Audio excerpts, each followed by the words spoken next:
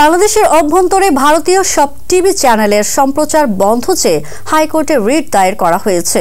সোমবার সুপ্রিম কোর্টের আইনজীবী সৈয়দা শাহিন আরা লাইলি এই রিট দায়ের করেন। বিষয়টি নিউজকে নিশ্চিত করেছেন রিটকারীর আইনজীবী এখলাস উদ্দিন ভুইয়া।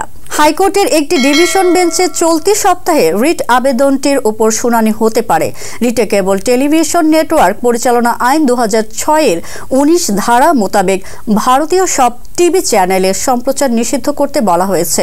একই সঙ্গে বাংলাদেশে ভারতীয় টিভি চ্যানেলের সম্প্রচার বন্ধে কেন নির্দেশনা দেয়া হবে না তা জানতে চেয়ে রুল জারির আর্জি জানানো হয়েছে। আইনজীবী এখলাস উদ্দিন ভুইয়া বলেন, ভারতীয় টিভি চ্যানেলে বিভিন্ন উস্কানিমূলক সংবাদ প্রচার করা হচ্ছে। এছাড়া ভারতীয় চ্যানেলে বাংলাদেশের সংস্কৃতি বিরোধী বিভিন্ন অনুষ্ঠান অবাধ সম্প্রচারের ফলে যুব সমাজ ধ্বংসের সম্মুখীন। তারা কোনো আইন মানছে না।